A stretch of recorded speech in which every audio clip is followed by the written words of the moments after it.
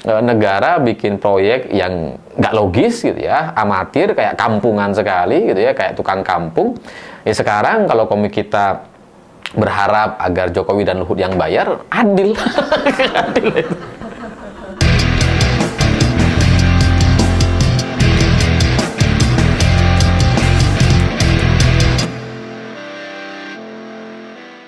Selamat malam semuanya. Hari ini lagi viral sekali sebuah gambar dari komik kita yang sangat provokatif dan kemudian itu menimbulkan diskusi yang sangat panjang di kolom komentar gitu, karena komik kita bikin ilustrasi Purbaya nggak mau menanggung cicilan dari kereta cepat Jakarta dan Bandung dan bilang ya udahlah mereka aja yang suruh bayar.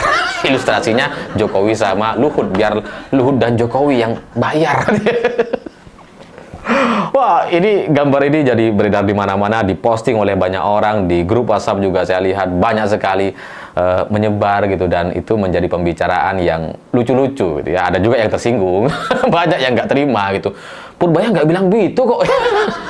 Ini namanya juga ilustrasi gitu ya. Tapi intinya memang saya melihat dan membaca gitu bahwa Pak Purbaya itu tidak mau terlibat dalam urusan cicilan dari kereta api cepat Jakarta Bandung gitu. Ternyata selain kita yang punya cicilan, negara juga punya cicilan.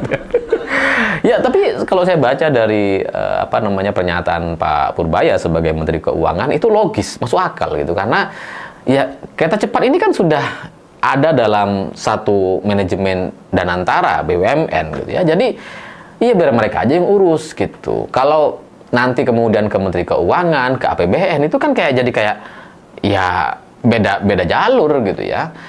Ngapain APBN kita membiayai cicilan BUMN misalkan gitu, padahal sebelumnya sudah diberikan uang yang sangat fantastis dan banyak. Jadi Pak Purbaya hanya bilang bahwa ya udah itu atur aja sama kalian gitu, karena kalian kan juga punya keuntungan, punya ya dividen 80 triliun setahun, ya aturlah. Ini kan receh aja, cicilan yang receh gitu. Masa dikit-dikit minta negara, minta pemerintah. Jadi kan ya nggak logis gitu. Jadi Pak Purbaya menolak untuk dibebankan kepada APBN. Dan itu fair menurut saya gitu ya. Logis dan fair. Tapi kalau dari kereta cepat mau agar cicilannya ditanggung sama APBN gitu ya, itu jadi kayak apa? Jadi kayak ya licik sekali gitu. Kalau untung buat mereka, buat mereka sendiri nih, buat Danantara, giliran ada yang rugi atau ada yang perlu dibayar, minta APBN. Wah, itu enak juga tuh. Gimana kalau kita juga mengajukan hal yang sama gitu? Kalau untung kita nikmati sendiri, kalau rugi kita minta APBN. Untuk pengusaha-pengusaha UMKM misalkan gitu ya. Itu bagus juga idenya kalau kayak gitu.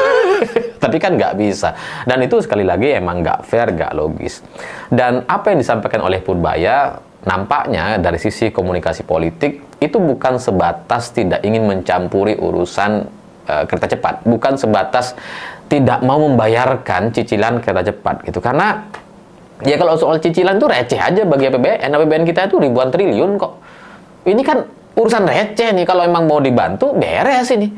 Nggak perlu ribut-ribut kayak begini gitu. Tapi kenapa Pak Purbaya kemudian menarik diri? Ya karena memang nampaknya ada tujuan selanjutnya. Ada bagian dari strategi komunikasi politik yang mungkin itu dititipkan oleh Presiden Prabowo kepada Pak Purbaya. Jadi ucapan tidak mau membiayai atau membayar cicilan kredit dari kereta cepat gitu, atau bahasanya membayar utang kereta cepat, itu tujuannya secara politik untuk mendorong supaya kereta cepat ini transparan, supaya terbuka dari sisi keuangan gitu.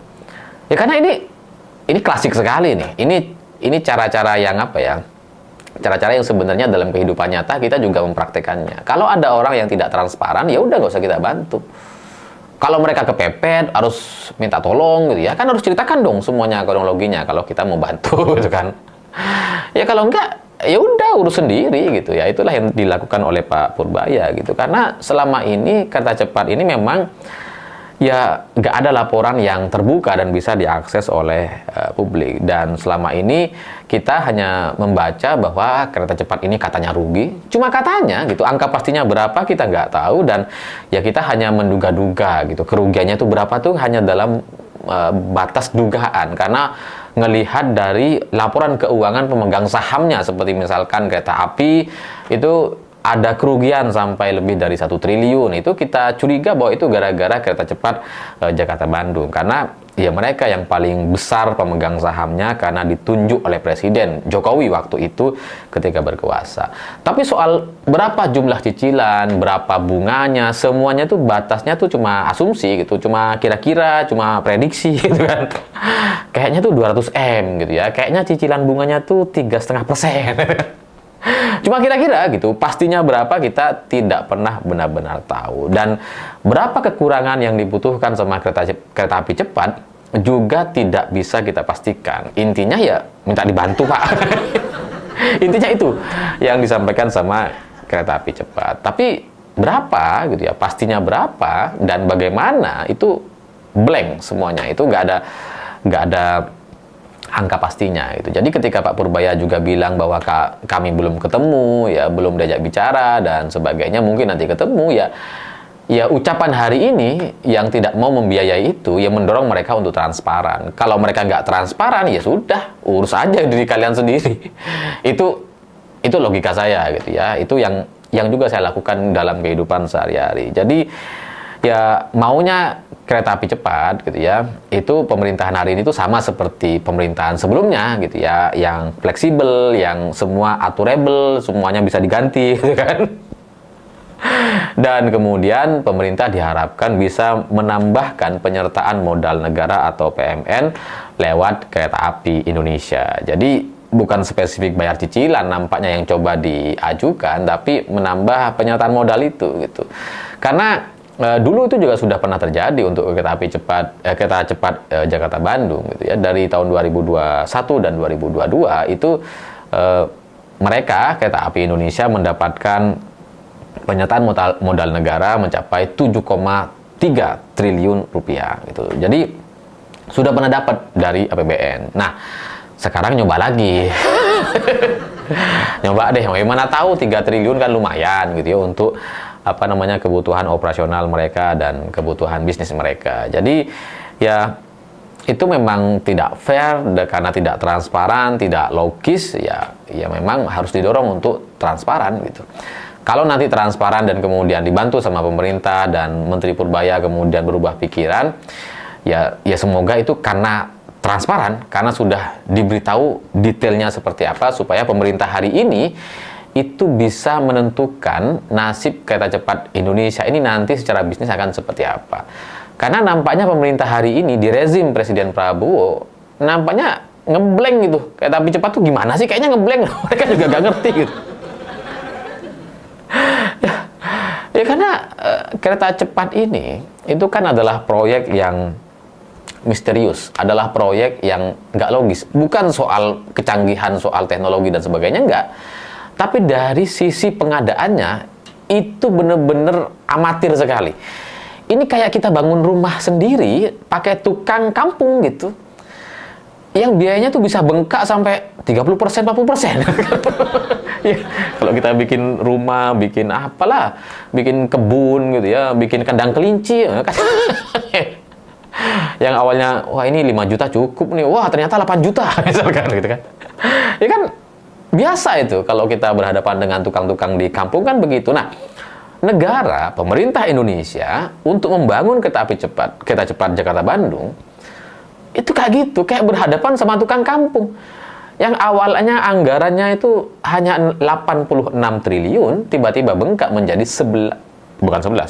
tiba-tiba bengkak menjadi 114 triliun. Jadi ada penambahan anggaran sebesar 29 triliun. Ya sekitar 35% lah dari awal yang coba dianggarkan gitu. Jadi itu bengkaknya tuh bengkak yang amatir gitu.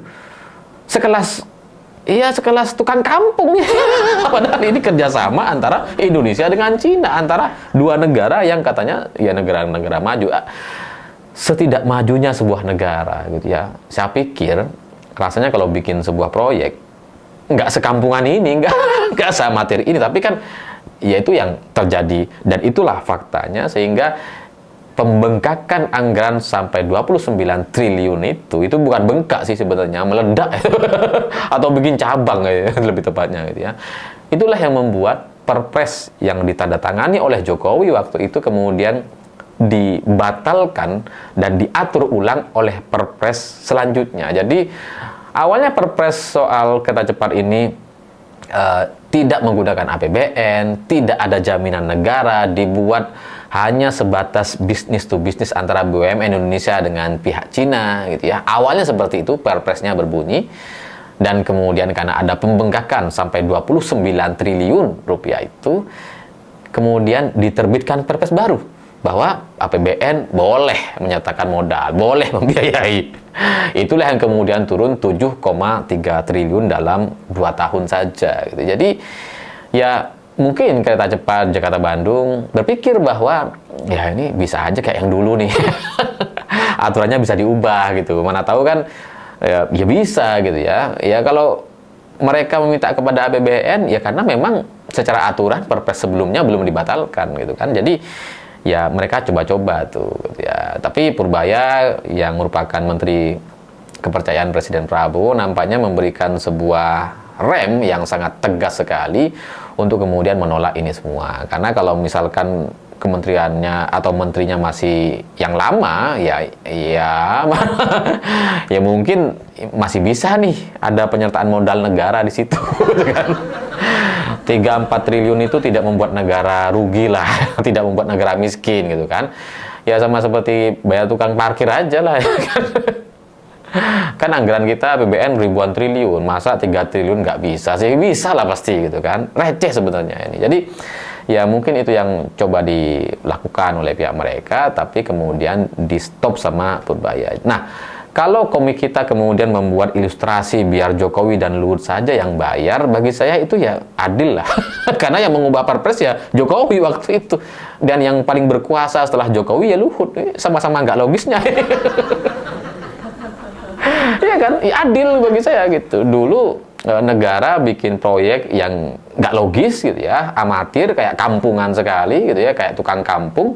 Ya sekarang kalau komik kita berharap agar Jokowi dan Luhut yang bayar, adil. Adil itu. Ya karena ini memang mencurigakan, selevel negara bisa bengkak kayak gini tuh sangat mencurigakan. Ya kita curiga jangan-jangan ini ada biaya-biaya nggak jelas gitu, makanya kemudian nggak transparan sampai sekarang dan sebagainya. Itu kecurigaan kita semua. Tapi bagaimana yang terjadi di dalamnya dan apakah itu ada hubungannya dengan Jokowi yang datang ke Prabowo beberapa waktu lalu, ya ya nggak tahu gitu ya. Tanya aja sama intelijen gitu kan. Jangan-jangan juga yang dibahas soal ini gitu. Jangan-jangan gitu, karena ya Perpres dulu berubah gara-gara Jokowi juga gitu. APBN itu kan ya soal kebijakan presiden gitu. Ya kalau Pak Prabowo setuju bisa aja gitu.